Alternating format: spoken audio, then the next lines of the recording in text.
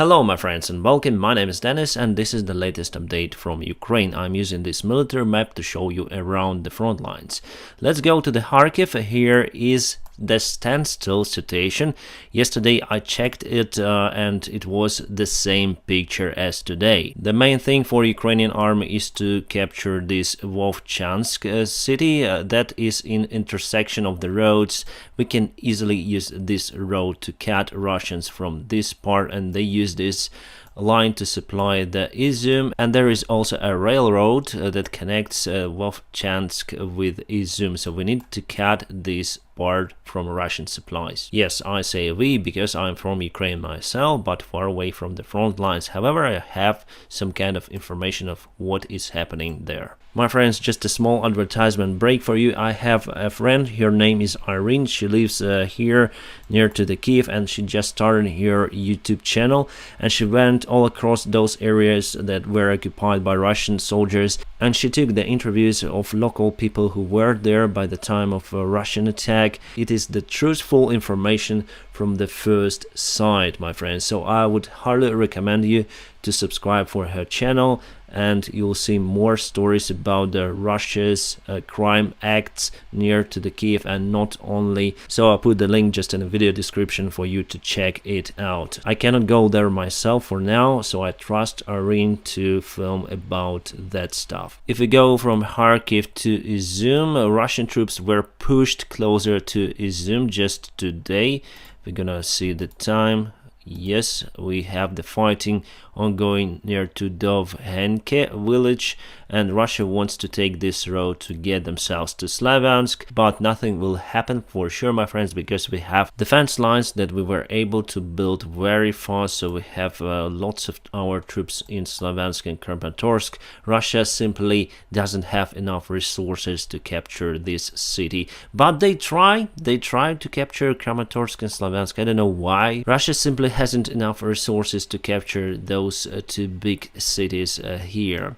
And if we go to Severodonetsk and Lysychansk, that's the main goal for Russian army, is to capture those two big cities in Lugansk oblast. So this dashed line over here is the border of Lugansk oblast, and they want to get all of Lugansk oblast from Ukraine, and later on they want to get the Donetsk oblast, but nothing will happen there for Donetsk, I'm sure.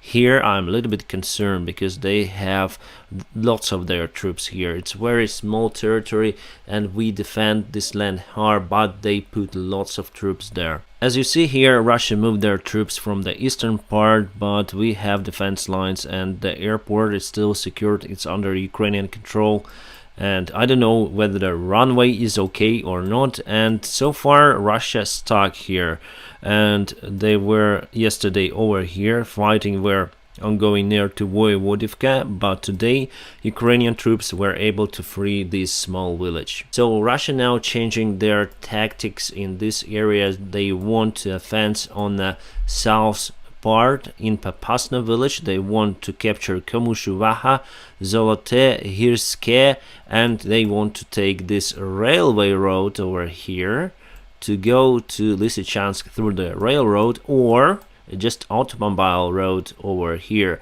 The fighting is ongoing all of this place, and just yesterday everything was more or less okay, but today they are very close to Komushuvaha. But here we have the river, and I hope there are no any bridges that are. We have the bridge over here. I hope it was destroyed, because if they take the Komushuvaha, they may easily go into Hirske, and after Hirske there are no any main villages where you can put the defense lines against Russian troops. So it's a kind of bad situation we have here, but still controlled, I think, from Ukrainian perspective.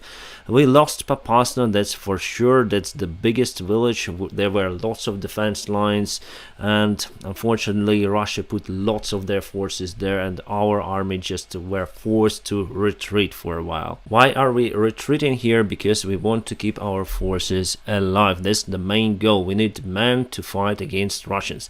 Russians don't care about about their army men. And Russia, by the way, increased their army a bit, so there were 85,000 troops of Russia in Ukraine, and now there are almost 100,000. They were able to get some reserves from Russia, volunteers who were willing to fight, but they increased the quantity, not the quality of the troops. So they just take everyone, they throw them, and they take all of the men from these unrecognized republics of Lugansk and Donetsk. But from Ukrainian side, the action is simple. We need to continue to fight for our land. And on the southern part, the fighting is ongoing here. We were able to fight near to Velika Novosilka and Vuhledar. So here are the fights ongoing. So it was yesterday, it was yesterday and it is today, and we are still waiting for the weapons from our Western allies. Today there were good news from the Congress of United States. They agreed to give us $40 billion help to buy everything, weapons as the part of Lend-Lease, and also humanitarian aids for our people. And I'm sure that we're gonna win this war. Let's go to Mariupol, my friends. The Azovstal factory is still under Ukrainian control. Today I watched the video about the leader of Azov. He said that their troops are still there in Azov. However, most of the troops were evacuated, but I don't know what kind of operation is there. I have some information, but I don't want to share it on the social media, so for now it's like that.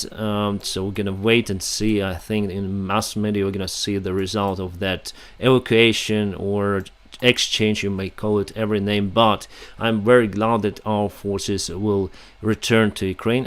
I'm almost sure that they're gonna return to Ukraine and they're gonna meet their loved ones, their families, and I'm very happy about it. The main thing that they are alive. About this part, Mykolaiv, Kherson, Melitopol, everything is the standstill. Near to Mykolaiv, Russia pushes over here. It's like that for 1 month, but we successfully defend our lines. And about the Kherson, well, I think the city will be deoccupied very soon, and probably I'm gonna film about it, the possible ways for this city to be deoccupied. And of course we're gonna deoccupy Crimea. Now our government says, the president says that we're not gonna stop defending our country unless we have the Crimea under Ukrainian control as it was before in 2013, as well as those Donetsk and Lugansk republics. There should be the part of our country as it was before, my friends. Yeah, I hope to film one more video today, my friends, and thank you for watching me. By the way, press the like, subscribe to my channel, and also if you can, please support me on Patreon or through the PayPal of the links I put in the video description just below. Stay awesome. I wish you a peaceful sky wherever you are, and have a great time.